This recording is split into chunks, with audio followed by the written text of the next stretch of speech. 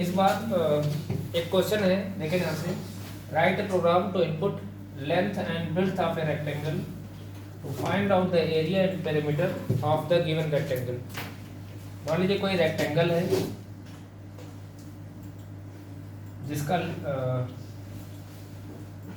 जिसका ये आपका हो गया ब्रेड्थ और ये हो गया आपका लेंथ, ठीक है।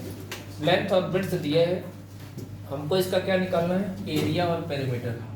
तो एरिया का फार्मूला आपको पता है, L इंटू बी, मतलब लेंथ इंटू ब्रेड्थ होता है। और जो पेरीमीटर का फार्मूला होता है वो होता है perimeter is equal to 2 into l plus b. ये मैथमेटिक्स में ऐसा लिखा जाता है या यहाँ पे ऐसा लिखा गया होता है। ये मैथमेटिकल इक्वेशन है। जब भी आप किसी मैथमेटिकल प्रॉब्लम इस तरीके से सॉल्व कर रहे होंगे तो सी लैंग्वेज में आपको इस बात का पूरा ध्यान देना पड़ेगा कि सी लैंग्वेज में इन इक्वेशन को लिखने का तरीका अलग होता है।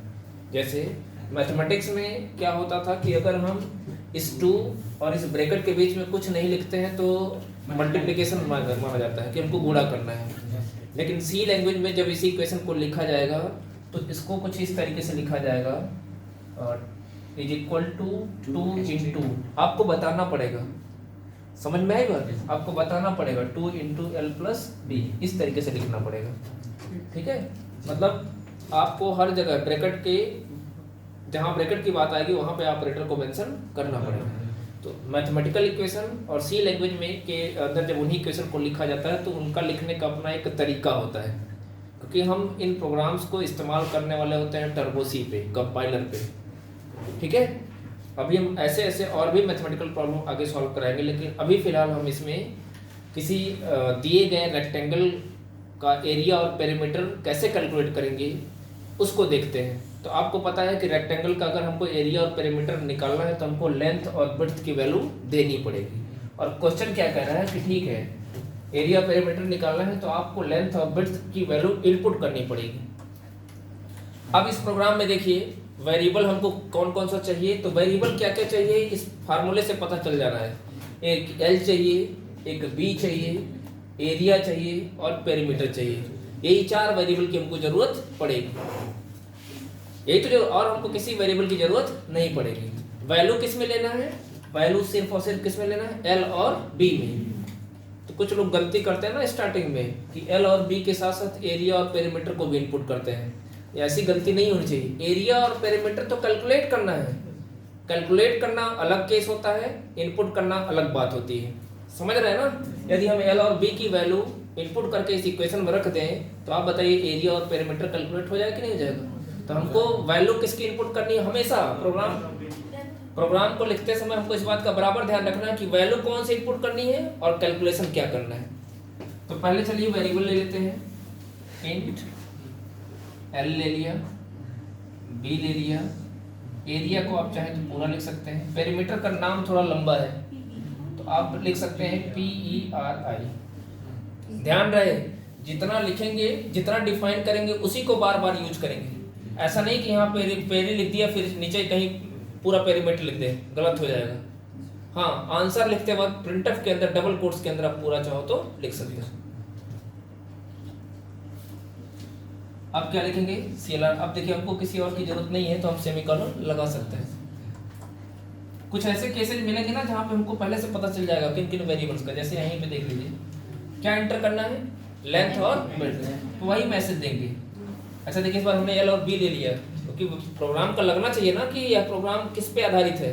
अब देखने से ही पता चल जाएगा कि लेंथ है, एल का मतलब लेंथ, बी का मतलब ब्रेड्थ, एरिया। हम चाहें तो यहाँ पे एल के जगह ए भी यूज कर सकते थे, बी भी यूज कर सकते थे, एक्स भी यूज कर सकते थे, वाई भी यूज कर, लेकिन उतना मीनिंगफुल नहीं होता।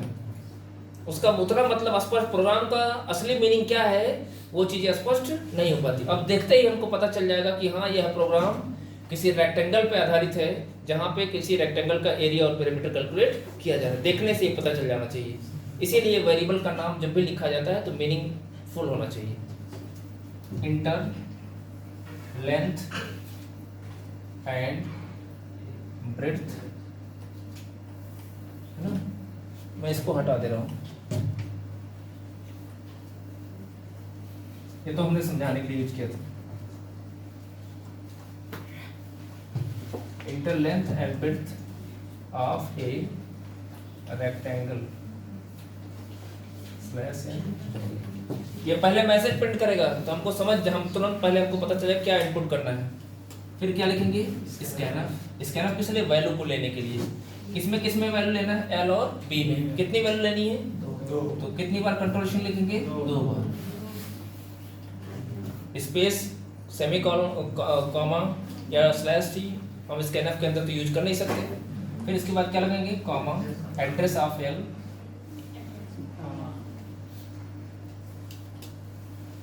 देखिए length, address of l comma address of B.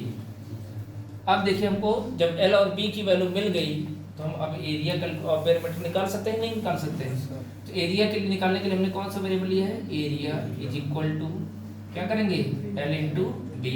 तो एल और बी की वैल्यू जो हमने दिया होगा उन वैल्यूज का यहाँ पे इस्तेमाल होगा, मल्टीप्लिकेशन होगा, रिजल्ट किस में चला जाएगा, एरिया में।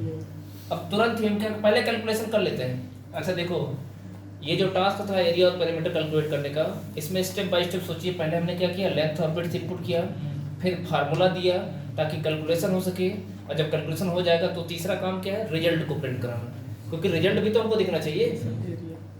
फिर क्या करेंगे, PERI, देखिए हम जो स्मॉल में यहाँ पे भी लिखे हैं यहाँ पे वही लिख रहे हैं, PERI is equal to 2 into l plus b bracket में, और सेमीकोलन लगाना मत भूलिएगा। ये कॉपी पे अभी जब कॉपी पे प्रोग्राम को ऐसे बनाएंगे तो इस बात की छोटी छोटी चीज़ों को ध्यान देना होगा।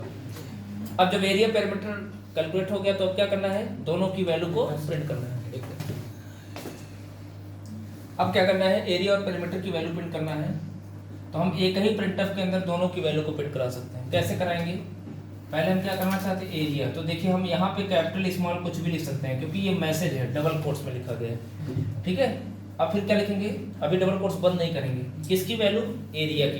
Area is equal to mod d करना है किसके लिए, ताकि एरिया के अंदर जो कैलकुलेशन हुआ है, जो रिजल्ट आया है उसको प्रिंट करा सकें। स्लैश एन का मतलब अगला डाटा जो आएगा वो नई लाइन में। फिर हम यहाँ पे पूरा लिख सकते हैं, perimeter is equal to mod d. इस मॉड डी की जगह किसकी वैल्यू प्रिंट कराएंगे, PERI की। डबल कोट्स बंद करेंगे। अब देखिए इस मॉड डी के लिए हम क्या लिखेंगे, एरिया, फिर कॉमा इस मॉड डी की जगह किसकी वैल्यू, PERI। तो यहाँ जब यहाँ वेरिएबल यूज कर रहे हैं, किसको यूज करेंगे, वही जो हमने डिफाइन किया है। और यहाँ पे देखिए पेरीमीटर जो लिखा गया है वो डबल कॉमा के अंदर लिखा गया है, तो वो मैसेज के रूप में एज इट इज प्रिंट हो जाएगा। फिर क्या लगा देंगे, ये बन गया हमारा एरिया और पेरीमीटर का प्रोग्राम। हाँ सॉरी, यहाँ पे सेमीकोलन देखिए हमसे छूट गया, ठीक है। अब ये जब प्रोग्राम रन करेगा तो जानते हो पहले मैसेज प्रिंट करेगा, फिर हमसे 2 वैल्यू मांगेगा। मान लो हमने दे दिया 8, पहली वाली वैल्यू किस में जाएगी, एल में, दूसरी वाली वैल्यू हमने दे दिया 4, हो गया ना। यह किस में चला गया, एल में, ये किस में चला गया, बी में।